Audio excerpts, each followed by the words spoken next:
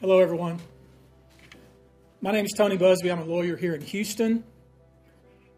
I'm licensed in Texas and in New York, and I'll introduce other members of our team as they speak. As many of you know, our law firm has been at the forefront of some of the most important litigation in the United States. We like the tough cases. We thrive in the complicated cases. We've handled over the last 25 years some very big and very important cases. I believe that this one may surpass them all. There are many facets to this. The conduct we will describe today occurred over more than 20 years. There are many people and many entities involved. And we're going to follow this evidence wherever it takes us. We will find the silent accomplices. We will expose the enablers who enabled this conduct behind closed doors. We will pursue this matter no matter who the evidence implicates. These brave victims who have stepped forward deserve nothing less. The biggest secret in the entertainment industry that really wasn't a secret at all has finally been revealed to the world. The wall of silence has now been broken, and victims are coming forward. Our team has had at this point more than 3,285 individuals contact us with people claiming to have been victimized by Sean Combs.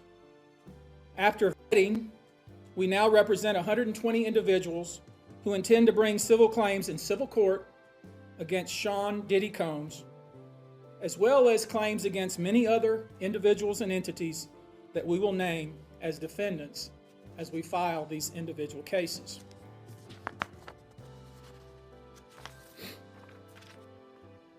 And you should know, to the extent the clients feel comfortable, we also intend to make these individuals available to the authorities, specifically to the FBI.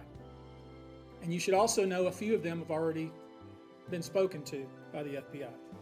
Now, before we discuss the nature of the claims and claimants themselves, let me comment on the large volume of calls we have received since our first announcement. Even before the indictment of Sean Combs, we had received a small volume of calls and had screened a handful of cases.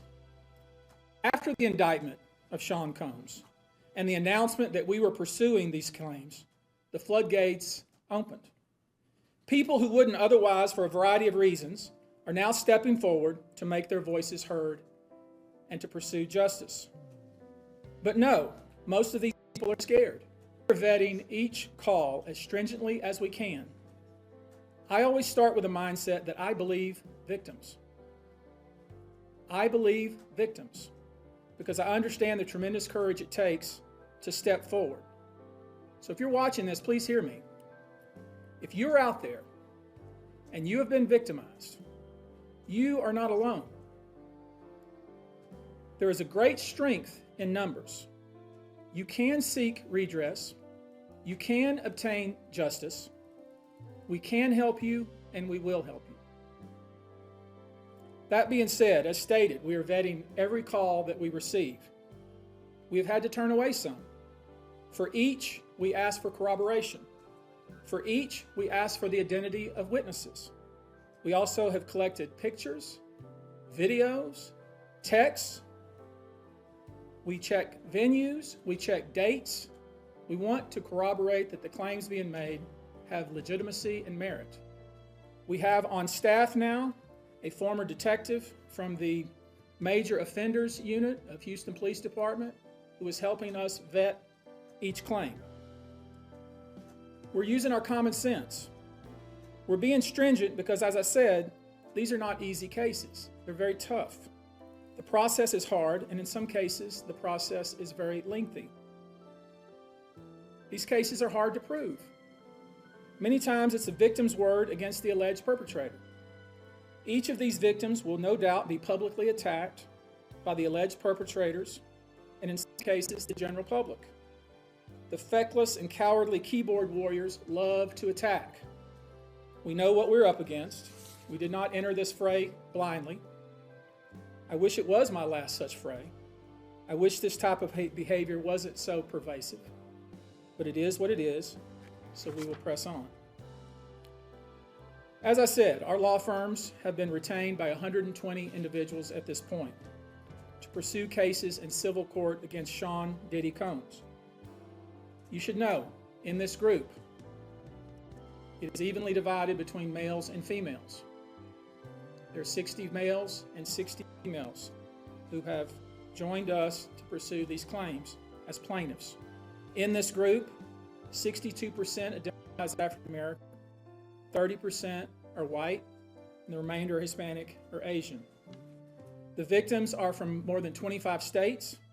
The majority are from California, New York, Georgia, and Florida. And I want to focus on the ages of these victims. When we talk about the ages of the victims when the conduct occurred, it's shocking. Our youngest victim at the time of the occurrence was 9 years old. We have an individual who was 14 years old. We have one who was 15. 25 of the 120 individuals who are plaintiffs in these cases were minors at the time of the acts complained of.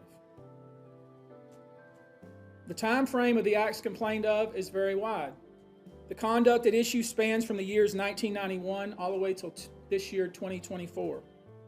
If you wonder why there are so many alleged victims, that's your answer. We're talking about more than 25 years of this type of conduct. Now, although most of the victims who have stepped forward were victimized after 2015, this has been going on for a very long time.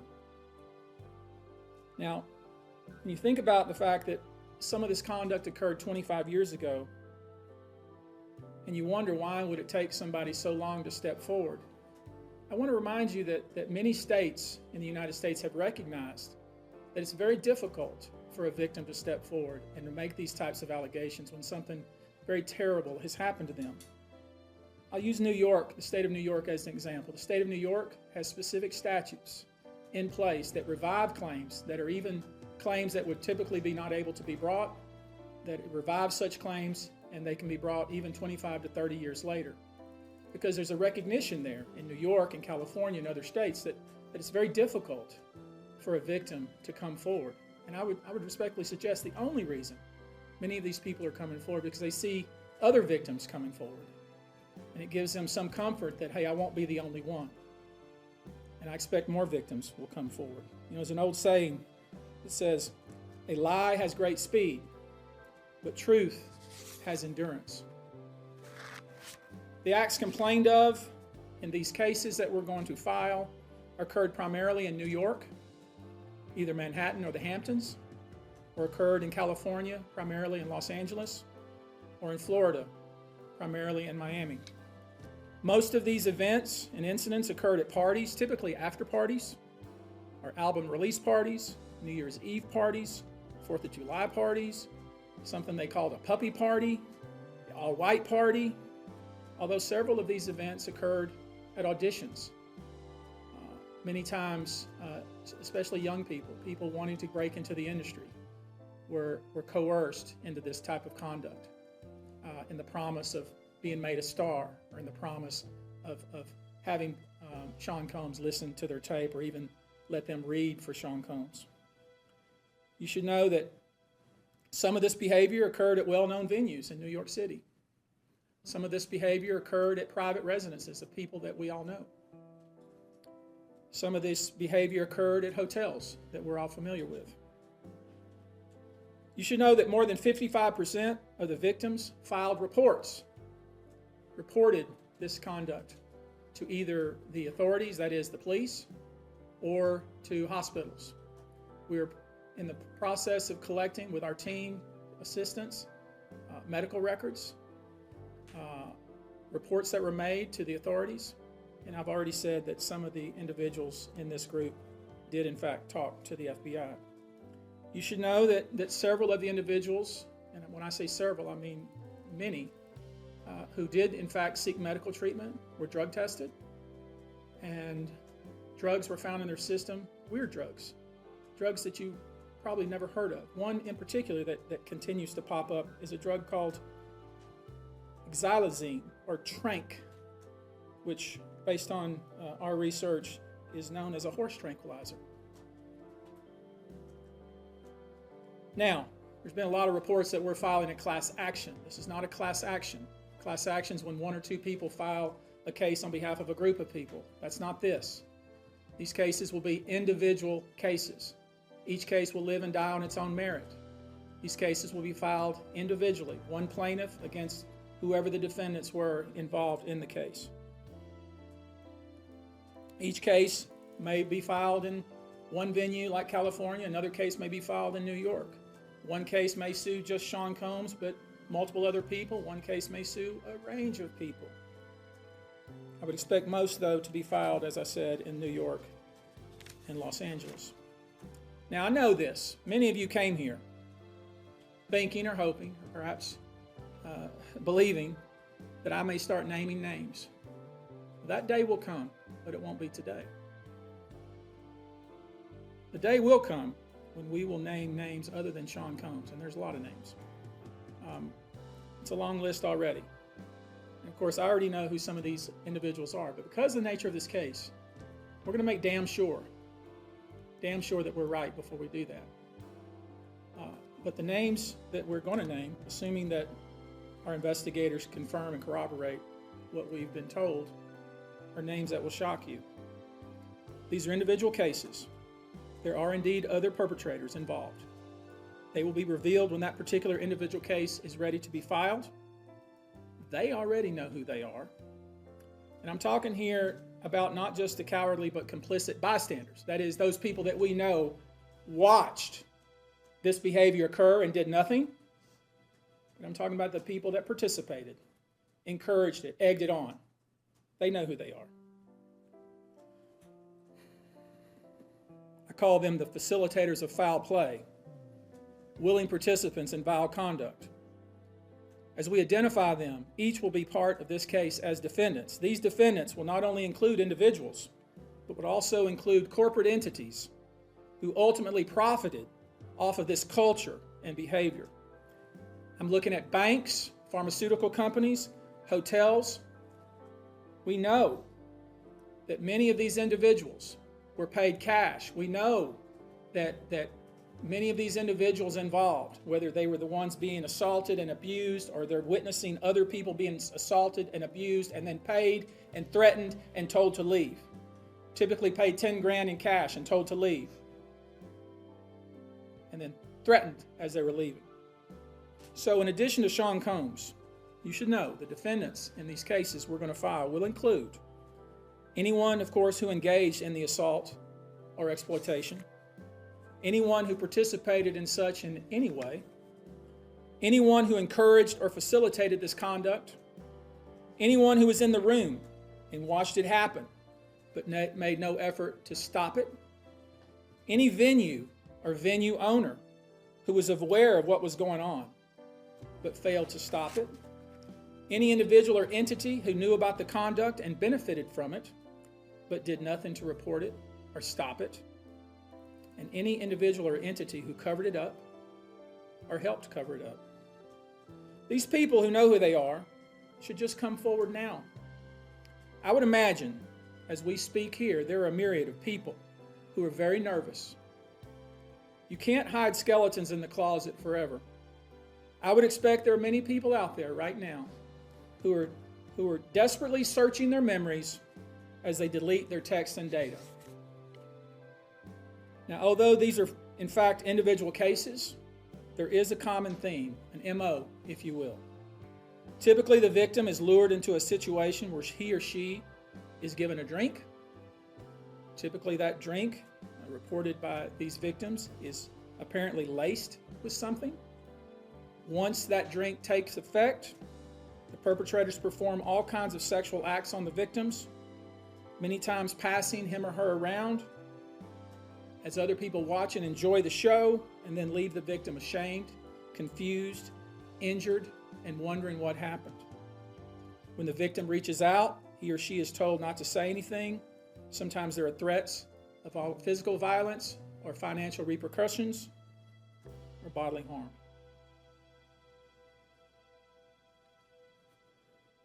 The claims we intend to bring will include the following: violent sexual assault or rape, sexual abuse, facilitated sex with a controlled substance, false imprisonment, compelling prostitution, sexual misconduct, dissemination of video recordings, false imprisonment, sexual abuse of minors.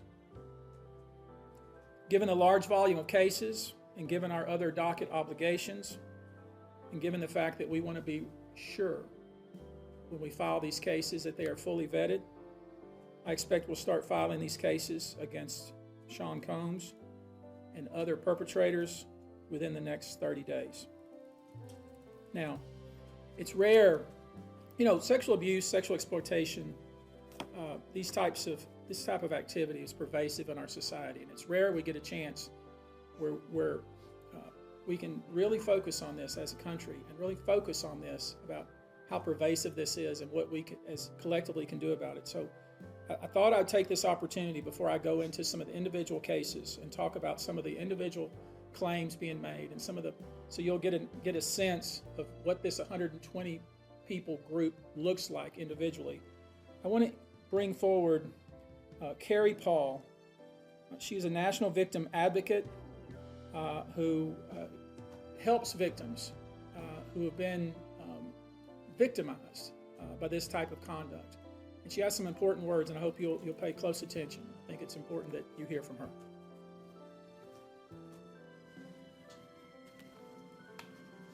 Hello, I'm Carrie Paul with the National Victim Advocate. It's not easy for any survivor to come forward. Our culture doesn't believe survivors. It blames and questions them. Instead of showing support, many choose to enable abusers. The media runs stories asking why it took so long for survivors to come forward instead of asking what barriers exist. We also don't equip law enforcement with the ability to handle sexual assault crimes. Lack of funding translates to lack of training. We have officers in the field that don't know what to say to a rape victim, and also an alarming amount of backlogged, untested rape kits. Prosecutors are focused on what they can prove in a case, and if so, how to do that at time of trial. Advocates and staff are stretched thin with growing caseloads in the criminal justice system. Most people don't know how the criminal justice works in general. There isn't enough staff or resources to adequately explain the entire process to every victim and survivor. Our culture works against victims and survivors every day, and abusers know this. Abusers work themselves into positions of power, building a public image that is trusted and financially large enough to make people look away. Abusers are unfortunately very skilled at power and control, the foundation of abuse. They seek victims who are vulnerable, such as children, their employees, and their intimate partners, all who see a different version than the public does, all who rely on the abuser in some way. And for those that do come forward and aren't believed, face questions like, are you sure it happened that way? Were you drinking? What were you wearing? All of this creates an environment that enables abusers to continue abusing them and future victims. To the survivors that have come forward despite not being believed at some point in time, your courage is like nothing we have seen before. We thank you for coming forward for yourself and all survivors. And lastly, I want all survivors that are watching this to know we believe you and we support you. Thank you.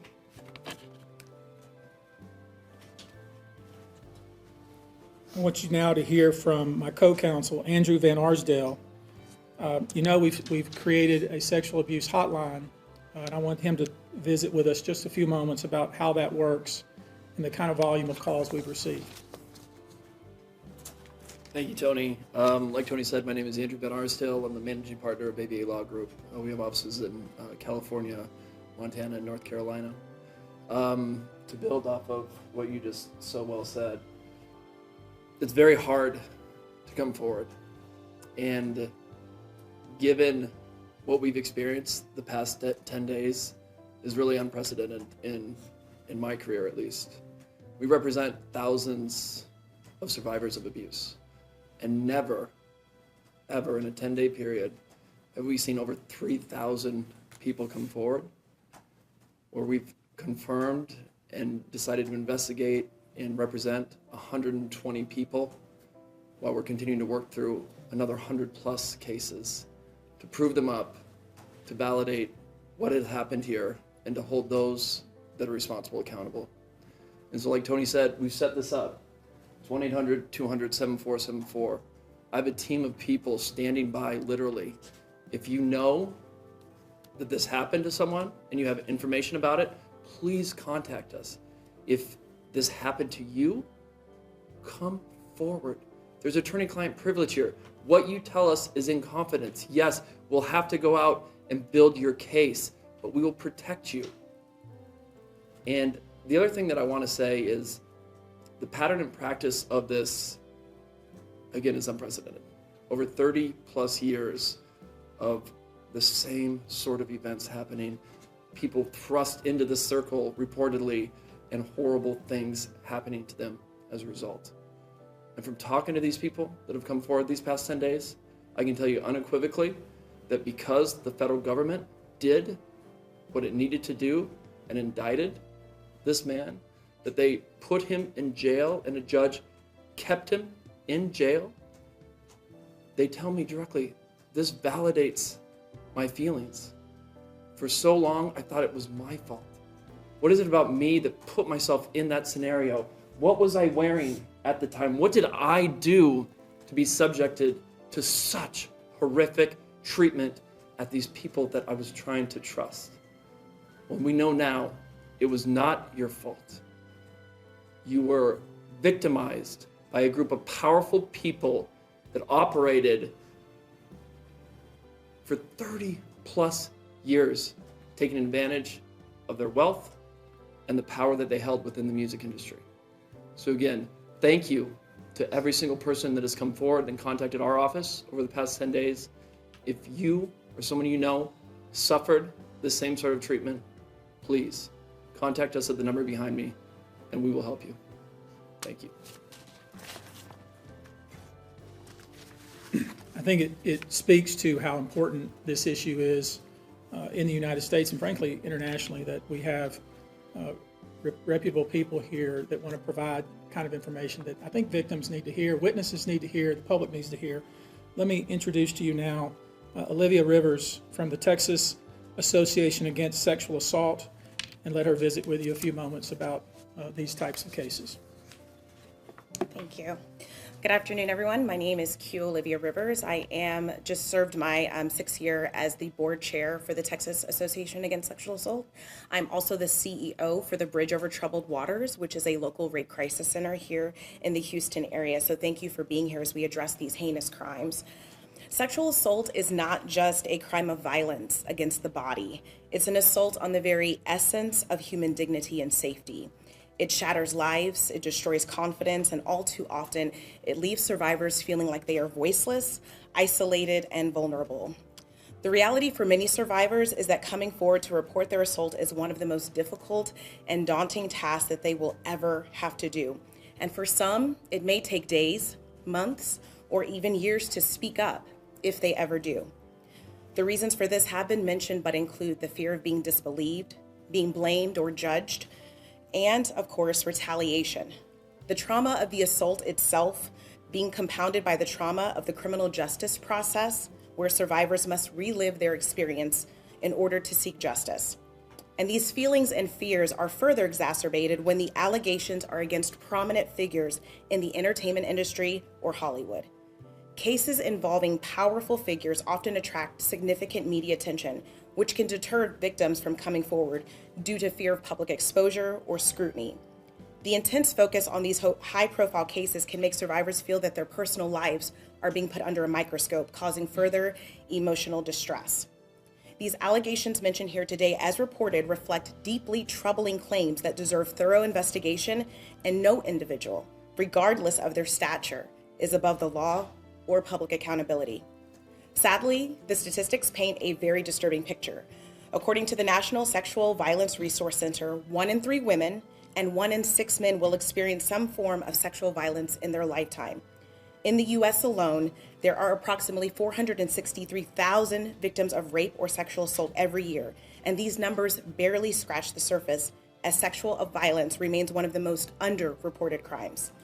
But the numbers that follow tell an even more troubling story. Only about 23% of sexual assaults are reported to law enforcement. Of those, just 5% lead to an arrest, and even fewer, less than 1% of reported cases, ever result in a conviction, which is a devastating gap between the crime and the justice that survivors deserve. I want to briefly focus on our state here in Texas. According to the Texas Association Against Sexual Assault, 6.3 million Texans, men and women, will experience some form of violence. That's every 2 minutes someone is sexually assaulted, meaning during the course of this press conference, around 60 individuals will forever be changed by this violence. And those are just a few of the victims. Obviously, this is unacceptable. We cannot allow this cycle of silence and inaction to continue. We have to create an environment where survivors feel empowered to come forward, where they are met with empathy and respect and support, not skepticism and blame. We have to ensure that our legal system is equipped to handle these cases with the seriousness they deserve, and that survivors have access to the resources that they need beyond the legal courtroom. We have to address the root causes of this epidemic: prevention, awareness, and fostering environments where respect, consent, and safety are non-negotiable values. Additionally, support for survivors has to be holistic. They have to have access to counseling, medical services, legal advocacy, and of course, community support, regardless of whether they choose to report or not. To every survivor who has come forward, your bravery is an inspiration. To those who are still grappling with their decision, know that you are not alone and that your voice matters. Your story matters. We see you, we believe you, and we are committed to fighting for a future where sexual violence is no longer tolerated. And where decision, know that you are not alone and that your voice matters. Your story matters. We see you, we believe you, and we are committed to fighting for a future where sexual violence is no longer tolerated and where justice is not the exception, but the standard. Thank you. I want to visit with you real quickly before we close here about some specific instances without disclosing the victim's name. You probably know that depending on the age of the victim, you can file these cases, these individual cases, under Jane Doe or John Doe. Each state is different in that respect. Typically, there is a balancing test, like the public's right to know the name of the victim and plaintiff versus the confidentiality and the safety of the plaintiff. So we'll have to struggle with that with each one of these cases. Our intention, of course, is to, like we always do, file these cases under a pseudonym until the court tells us otherwise. But let me share with you a few, just kind of give you a sense of the kind of cases and the kind of instances that people are calling and reporting that we are trying to corroborate, vet, and these are the ones that we've already corroborated, vetted, and collected evidence on. One individual who was 22 years at the time she was assaulted said that the typical MO at one of these parties that have been widely discussed in the press was that when you were handed a drink, and now we know that the drink is laced with something, if you refused to drink it, you were kicked out of the party. Now, let that sink in for a minute. I mean, the admission to this party was that you had to drink the chosen drink that was handed to you. And now we know that in most cases, I would say 90% of the cases, these individuals were drugged with some sort of drug. That was kind of the MO. Another instance, this individual who was 9 years old at the time was taken to an audition in New York City with Bad Boy Records. Other boys were there to audition as well. All of them were trying to land a record deal. All of them were minors. This individual was sexually abused, allegedly by Sean Combs and several other people at the studio in the promise to both his parents and to him himself of getting a record deal. Another instance, another minor, told allegedly by Sean Combs that he would make him a star, but he needed to visit with him in private about it, away from his parents. Once they were in a private area, allegedly Mr. Combs made the victim perform oral sex upon him.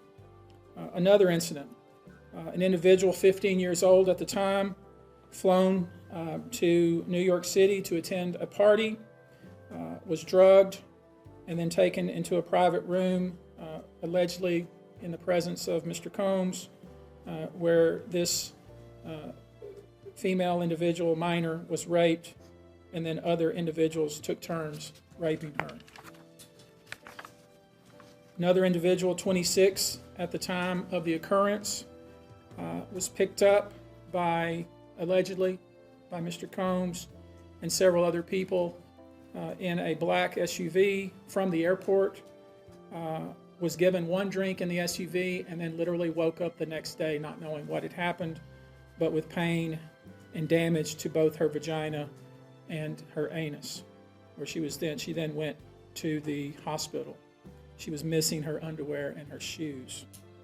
Another instance, an individual, this time not a minor, attended a group dinner, allegedly with Sean Combs in Miami. She wasn't drinking because she was pregnant, but whatever she drank at the table, apparently, at least according to her, was laced with something. She blacked out, and she woke up in the same bed, again, allegedly, with Mr. Combs in his mansion in Miami. Her vagina and her anus were torn and sore. And I could go on. I mean, literally, you're sensing a theme here. It's the same theme, and it all involves some sort of drug. One instance, an individual who was 20 years old at the time was asked to attend, just saw her on the street, asked to attend a party in a hotel. She was flattered, went to the party, was given one drink and doesn't remember anything else. Ultimately, was so messed up, went to the hospital where they found cocaine and this horse tranquilizer in her blood system. I want to give you a quote from a very young man who told us over the phone about his experience and all the things that happened to him. He says, allegedly at the hands of Sean Diddy Combs and his friends in the effort to try to sign a record deal. This was kind of what he was told he would have to do. His quote is, "Had he not been in power, I feel like I could have been something great. I quit the industry because of what Sean Combs did to me." And that's really what it comes down to. We are pursuing this, asking you to support this effort, to encourage witnesses and victims to come forward and bring your evidence so we can continue to break down this wall of silence and we can continue to have these stories heard. This is the beginning of what I hope to be a national dialogue. This type of sexual assault, sexual abuse, and sexual exploitation should never happen in the United States or anywhere else. This should have never been allowed to go on for for so long. This conduct has created a mass of individuals who are injured, scared, and scarred. If you are one of those individuals, we ask you to reach out. If not to us, to someone you trust. If you are someone who witnessed any of these events, we ask you to reach out. Your name can remain confidential. With that, I'll take a few questions, not many, maybe two, but if you have a question, I'll be pleased to try to answer it. Perfect. How many minors are making accusations in total, and are the feds aware of the allegations of minors in the case? I don't know what the feds are aware of, okay, but I do know it's 25 out of this 120. But I will say this to that point. We welcome the FBI or any authority who wants to come to us, and we're going to make that available to these victims because I think that's important. My suspicion is, based on talking with these folks, is that the FBI is just not aware of these people. The FBI has talked to some of these folks, and I'm going to try to encourage the victims to, in fact, talk to the FBI because I think they have some very important things to say. Yes. Were all of the children auditioning because they were musicians, or were any of them kids of employees or anything like that? All seeking either TV or some sort of music career with promises of, we're going to make you a star. Instead, basically did things to them such that they don't want to have anything to do with the entertainment industry ever again. All right, guys. Thank you very much for your attention. We're going to go now. Thank you.